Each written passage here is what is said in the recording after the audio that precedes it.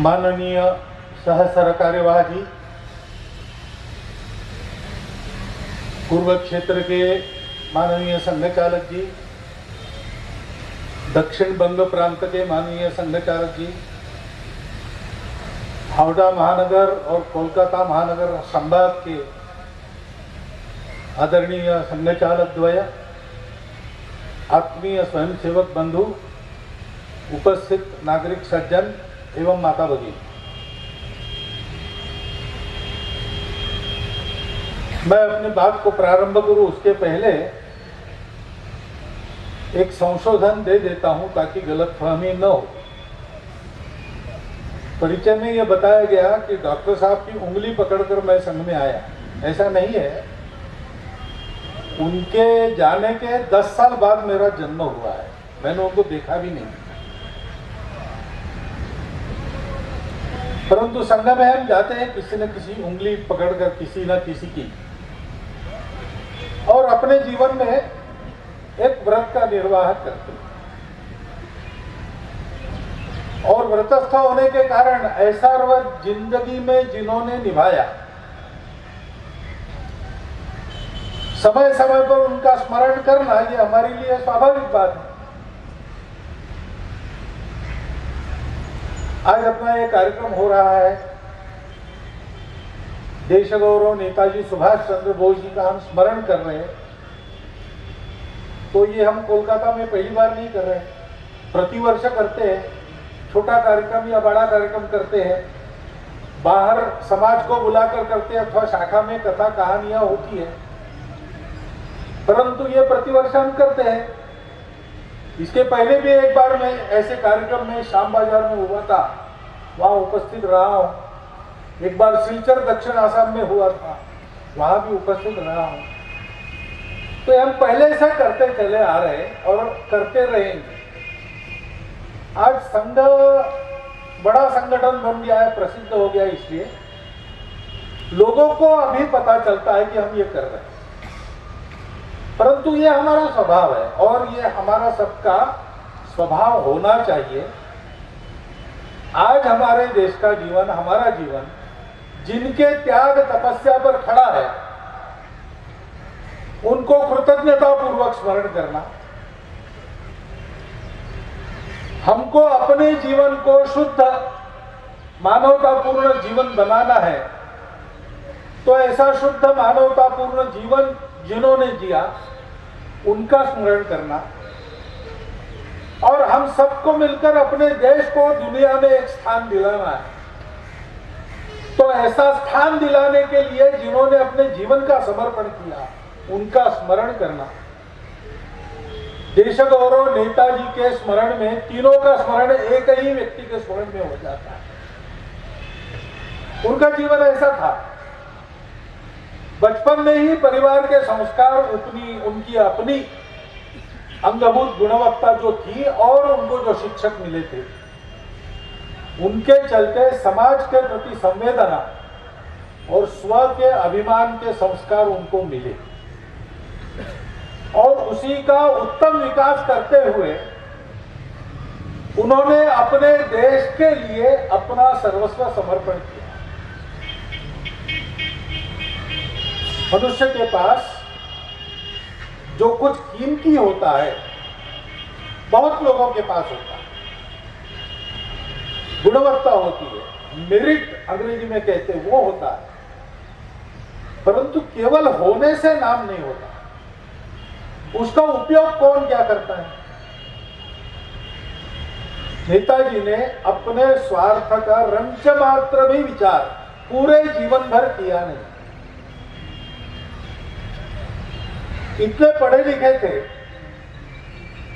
बहुत कमा सकते थे, परंतु देश की स्वतंत्रता के लिए अक्षरशः अपना जीवन उन्होंने वनवास में ही गुजारा, वनवास जैसे कष्टों में ही गुजारा। कितने बार जेल में गए, देश से बाहर जाना पड़ा, सेना बनाकर लड़ना पड़ा। सारा जीवन एक अग्निगर्भ तपस्या है, और ये तपस्या हंसते हंसते उन्होंने पार की। देश के लिए की, अपना नाम हो इसलिए नहीं की। पूर्ण निष्पृहता और निस्वार्थ बुद्धि का आदर्श उनका जीवन है, पूर्ण समर्पण का आदर्श उनका जीवन है। तपस्या के लिए कठोर परिश्रम और कष्ट सहन करने का आदर्श उनका जीवन है। देश के लिए किसी भी प्रकार का साहस, अपने प्राणों की तमा न करते हुए करना, उन्हीं का जीवन उसका आदर्श। और ये सारा करते समय उन्होंने अपेक्षा कुछ नहीं की। उनको क्या मिला, हमने उनको क्या दिया, हमने कुछ नहीं दिया। उस समय उनको कुछ नहीं मिला। स्वामी विवेकानंद कहते थे कि भारत को ऐसे तरुणों की आवश्यकता है, जो लाहौर का भाषण है उनका, वहां बोल रहे थे, तो उन्होंने कहा कि गुरु गोविंद सिंह जैसे तरुणों की जरूरत है। गुरु गोविंद सिंह जी ने जन्म भर अपने समाज के लिए कष्ट सहन किए, युद्ध किए, अपने 4 पुत्रों का बलिदान किया, उनका निर्वंश हो गया, फिर भी वो लड़ते रहे। और इसके बदले में जिनके लिए वो लड़ते थे, उन्होंने उनको क्या दिया, उपेक्षा दी, उपहास दिया। लेकिन उन्होंने एक शब्द से भी उनके विरुद्ध कोई बात नहीं की। उनके लिए सतत सेवारत, समर्पणरत ऐसा जीवन था। ऐसे तरुण चाहिए। अगर स्वामी जी के इस वर्णन के अनुसार उस समय किसी का जीवन पूर्णता से दिखता है तो बाबू सुभाष चंद्र। उन्होंने कभी भी जिस देश के लिए काम करते थे, उस देश के समाज में उनका विरोध करने वाले भी थे। हम जानते हैं मत मतांतर होते हैं, उसके चलते वैचारिक विरोध होता है, उसके चलते कई बातें होती है, परंतु ये होने के बाद भी उन्होंने कभी भी आपस में लड़ाई नहीं की। कर सकते थे, शक्ति थी, समर्थन था, नहीं किया। जिनके लिए काम कर रहे थे उनके विरोध में कुछ नहीं किया। ऐसा जीवन उन्होंने जिया। और इसलिए स्वतंत्र भारत में उनका स्मरण बनाए रखने में थोड़ा कम ज्यादा हुआ तो भी अपने त्याग के कारण संपूर्ण भारतवर्ष की जनता के स्मरण में वो सदैव रहे, अपने आप रहे। किसी ने कुछ किया नहीं, किसी ने कुछ किया नहीं, इसके बावजूद आज वो स्मरण में है। आज भी हम उनको नेताजी कहते हैं, क्योंकि उनका ऐसा नेतृत्व गुण था। वो वास्तव में अपने हित की तरफ ले जाने वाले नेता थे। वो अपने उदाहरण से नेतृत्व करते थे और वो सब में सबके जैसा रहकर नेतृत्व करते थे। नेता के जो लक्षण अपनी परंपरा में बताए, पात्र त्यागी, सत्पात्र व्यक्ति की पहचान कर उसके लिए छोड़ने वाला, गुणे रागी, गुणों की पहचान करने वाला, गुणों पर प्रेम करने वाला, भागी परिजन सह, अपने परिजनों के द्वारा सर्वत्र सहभागी होने वाला, सुख दुख का भोग सबके साथ करने वाला। नेताजी जैसे यहाँ म्यूनिसिपालिटी के अध्यक्ष रहे, यहाँ के सम्मानीय नेता रहे, वैसे उनको युद्ध भी करना पड़ा। युद्ध में जो सरसेनापति होता है, कमांडर होता है, मुख्य व्यक्ति होता है, वो मोर्चे पर जाता नहीं, परंतु नेताजी सिंगापुर के जंगलों से लेकर तो आसाम की सीमा तक सेना के साथ आए। वापस जाते समय अन्य सैनिकों को जैसे जाना पड़ा पैदल, नेताजी भी पैदल चलकर वापस गए। वर्णन है उसके, कैसे वो सबके साथ रहते थे, सबके साथ सबके जैसा खाना खाते थे। शास्त्रे बोधा, शास्त्र जानते थे। रणे योद्धा, उनका युद्ध कौशल, उसका क्या वर्णन करना, वो तो जगत प्रसिद्ध है। जिनके साम्राज्य पर सूर्यास्त नहीं होता, ऐसे लोगों के लिए एक नई सेना बनाकर उन्होंने चुनौती खड़ी की और दस्तक दी भारत के दरवाजे पर। समय का भाग्य चक्र अगर सीधा चलता तो नेताजी भारत के अंदर प्रवेश करके बहुत आगे आ चुके होते और यहाँ के स्वतंत्रता के लिए यहाँ रहकर प्रयास करने वाले और उनका मिलन होता और भारतवर्ष बहुत पहले स्वतंत्र हो गया। ऐसे नेताजी का स्मरण करना क्यों करना? इसलिए उनके प्रति कृतज्ञता तो है ही, उनके गौरव में ये स्मरण करना हमारा कर्तव्य है। ये सारे गुण उनके हमारे अंदर आने चाहिए, ये दूसरी बात है। और उनके सपनों में भारत का जो करना था उनको, वो अभी अधूरा है, तो उस कार्य को भी पूरा करना है। हम लोग काम करते हैं तो उसकी एक दिशा होती है, उसका एक गंतव्य होता है। गंतव्य की ओर जाने का रास्ता देश काल परिस्थिति अनुसार अलग अलग करना पड़ता है, परंतु गंतव्य कभी नहीं बदलता। पहले सुभाष बाबू ने और कांग्रेस के आंदोलन में कानून में बैठने वाला आंदोलन किया, सत्याग्रह किए, आंदोलन बनाए, अधिवेशनों में भाग लिया। लेकिन जब उनको ध्यान में आया कि आज की परिस्थिति में केवल इतना करने से नहीं होगा, एक सशस्त्र प्रयास की भी आवश्यकता है, तो उसका भी प्रयास उन्होंने किया। रास्ते अलग अलग होंगे दोनों, या भारतवर्ष में उस समय अलग रास्तों से जाने वाले लोग होंगे, लेकिन गंतव्य तो सबका एक था। और इसलिए उस गंतव्य को पक्का रखना, तो उस गंतव्य के बारे में नेताजी की दृष्टि क्या थी समझना पड़ेगा। और देश काल परिस्थिति अनुसार जो रास्ता मिलता है वो कभी आसान मिलता है, कभी बहुत कठिन मिलता है। जैसा रास्ता है वैसा उसको पार करने के लिए अपनी गुणवत्ता होनी पड़ती है। रास्ता बदलता है, रास्ते को इज़म कहते हैं, अमुक इज़म तमुक इज़म, इज़म बदलते रहे। इज़म महत्व की बात नहीं है, गंतव्य क्या है ये महत्व की बात है। और उस गंतव्य तक जाने के लिए सब प्रकार की परिस्थिति में आगे बढ़ने की सातत्य की वृत्ति और आवश्यक गुण संपदा है कि नहीं, ये दूसरी बात है। तो गुण संपदा के लिए भी, उस पथ का पथिक होने के लिए भी हमारे सामने उनका आदर्श है, सुभाष बाबू का आदर्श है। और गंतव्य के लिए भी उनके आंखों के सामने जो गंतव्य था वही हमारा गंतव्य है। हम संघ के लोग तो वही काम करते हैं। इस देश के वैभव संपन्नता के लिए काम करने वाले सब लोगों को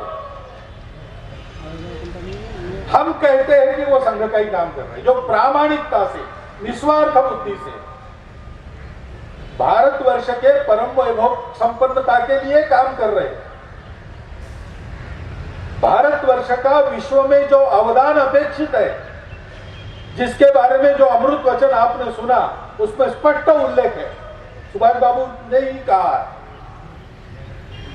वो अवदान भारत विश्व में दे सके ऐसा उसको बनाना। वैभव संपन्न यानी आज की व्याख्या नहीं, अमेरिका भी वैभव संपन्न है, चाइना भी कहता है वो वैभव संपन्न है, ऐसा नहीं है। हमारा वैभव क्या है? भौतिकता केवल हमारा वैभव नहीं, सब प्रकार की भौतिकता में अग्रणी रहकर भी संपूर्ण दुनिया का गुण वैभव बढ़ाना, संपूर्ण दुनिया में सुख शांति लाना, संपूर्ण दुनिया को स्वातंत्र्य देकर भी समता लाना, उसके लिए आवश्यक बंधुभाव को पैदा करना, ये करने वाला भारत वो वैभव संपन्न भारत है। ऐसा भारत खड़ा करना ये गंतव्य है। सुभाष बाबू ने भी वही बताया अमृत भारतवर्षन में। भारत क्या है? भारत एक अमर राष्ट्र है। क्यों? भारत का प्रयोजन कभी समाप्त नहीं होता। भारत के होने का जो कारण है प्रकृति में, वो समाप्त नहीं होता। भारत सारी दुनिया को धर्म देता है, रिलीजन नहीं। धर्म एक अलग बात है।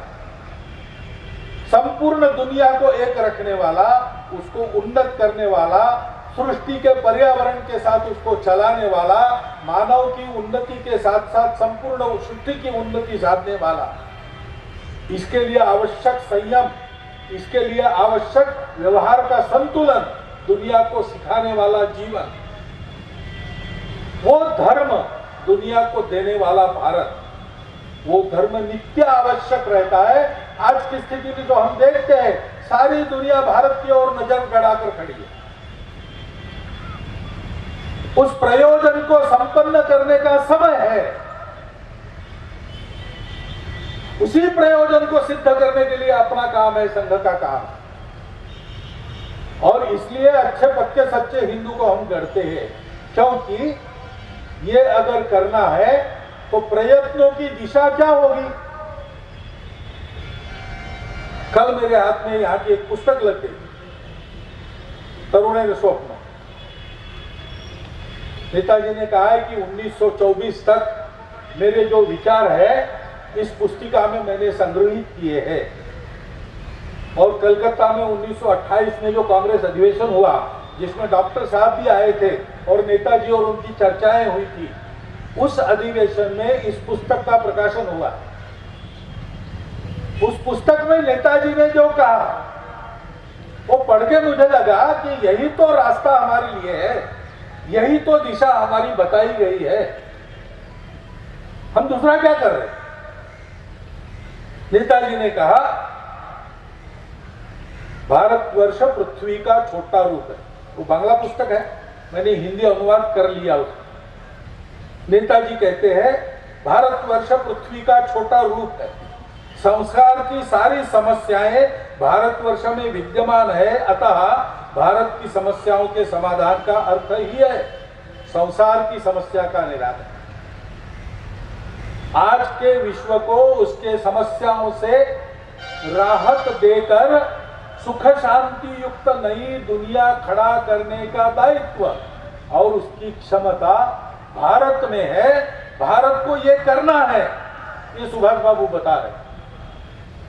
लेकिन ये करना है तो क्या करना होगा? हमको कुछ हमारे दुर्गुण छोड़ने पड़ेंगे। वो दुर्गुण क्या है?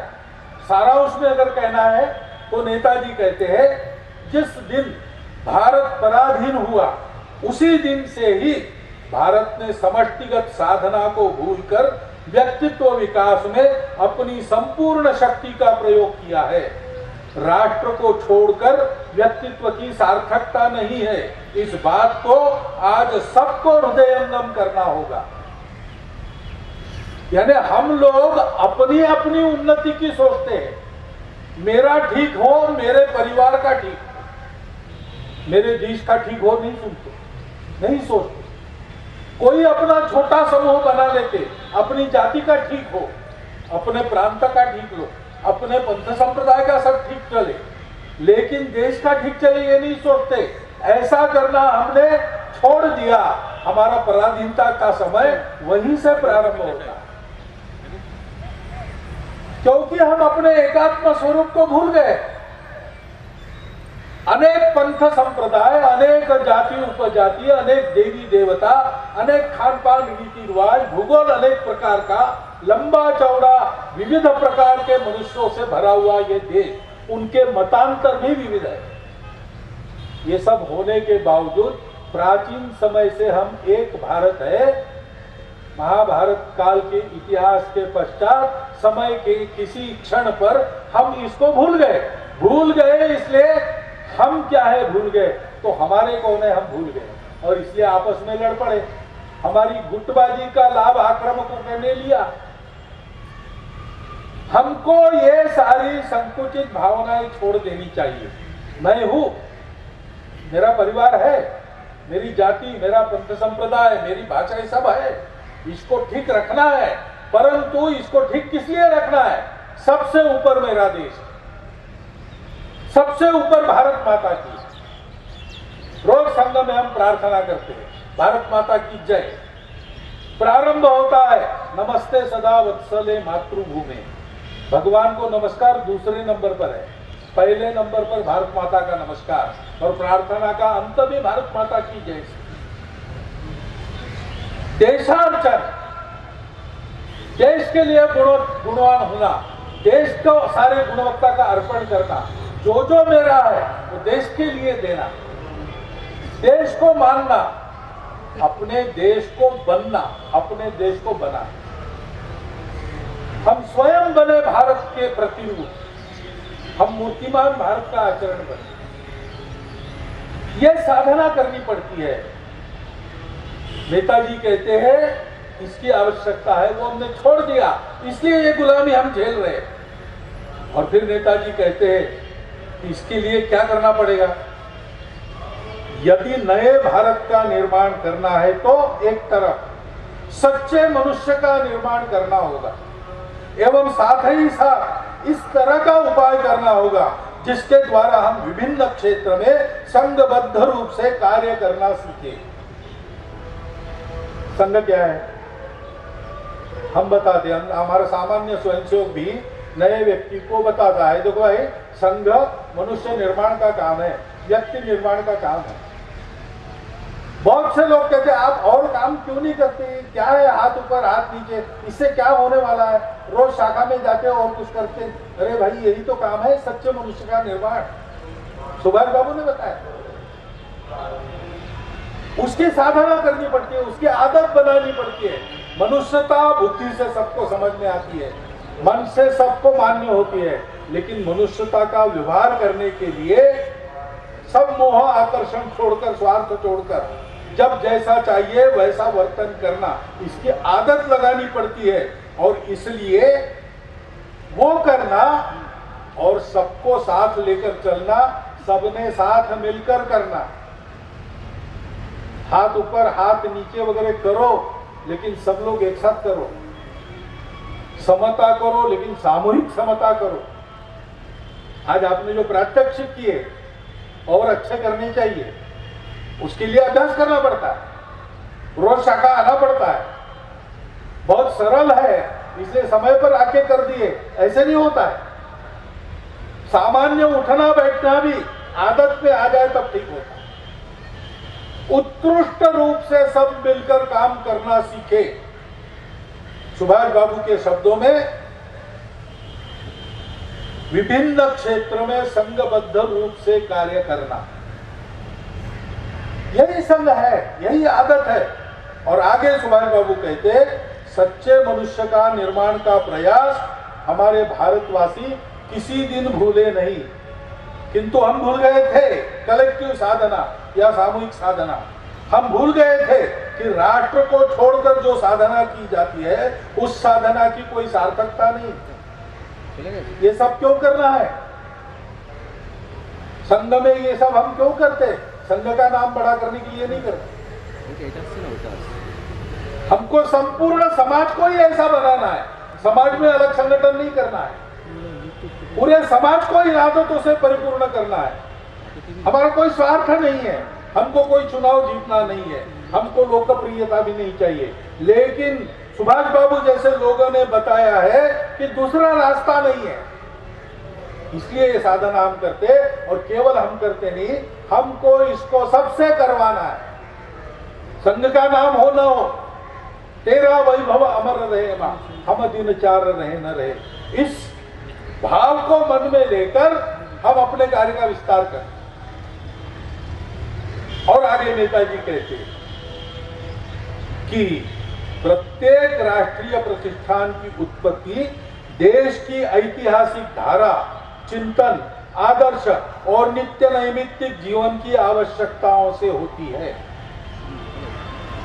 तो हमारा ये जो चला है प्रतिष्ठान, वो ऐसे ही चला है। देश की ऐतिहासिक धारा को हम आगे बढ़ा रहे हैं। ऐतिहासिक चिंतन, सारे चिंतन का सारांश लेके हम चल रहे हैं। इसलिए हमको सुभाष बाबू के कहने में भी संघ मिल जाता है। रविंद्रनाथ के कहने में भी संग मिल जाता है। स्वामी विवेकानंद के कहने का एक्सटेंशन ही हम अपने आप को मानते हैं।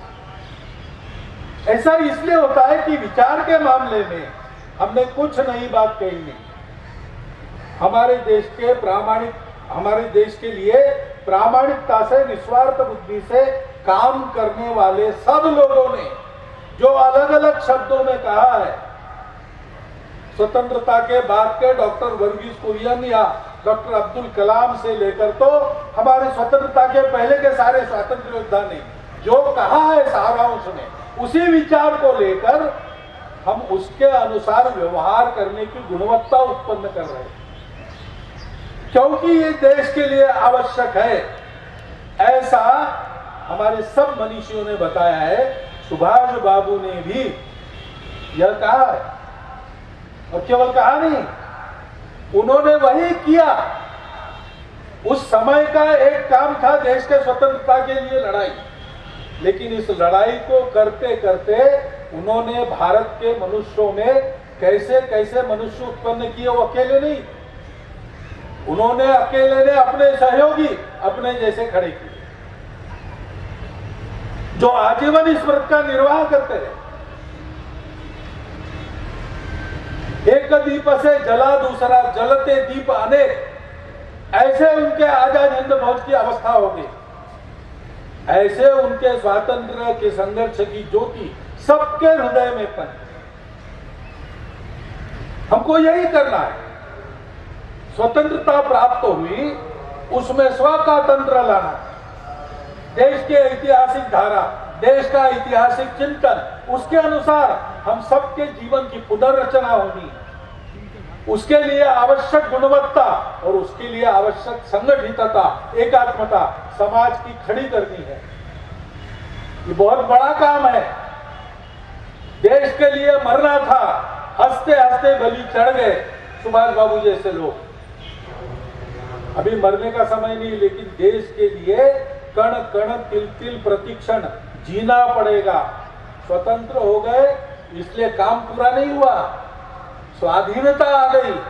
अब राज्य करने वाला अंग्रेज नहीं है, अब हम ही लोग राज्य कर रहे हैं अपने प्रतिनिधियों के द्वारा।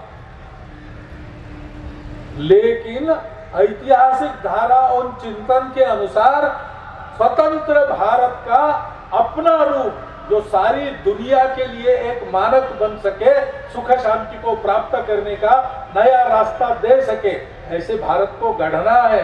तो प्रतिक्षण उसी समर्पण भाव से, उसी देशभक्ति के भाव से, उसी अनुशासन को जीवन में धारण करते हुए और उसी प्रकार सबको जोड़ते हुए हम सबको आगे बढ़ना है। ये काम हमारे सामने है।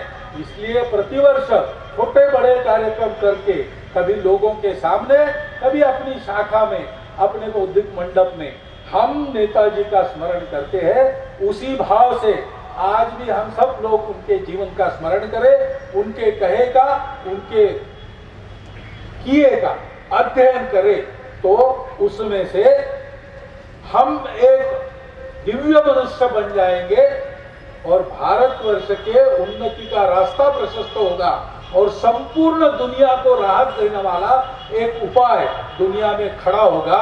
एक पंथ में 3-3 काज सजा देने वाला नेताजी का पुण्य स्मरण उनकी जन्म जयंती पर हम करते रहे और उस स्मरण के अनुसार अपने आप को गढ़ते रहे। इतना एक अनुरोध मैं आपके सामने रखता हूं और मेरे विचार को यहाँ विराम देता हूं।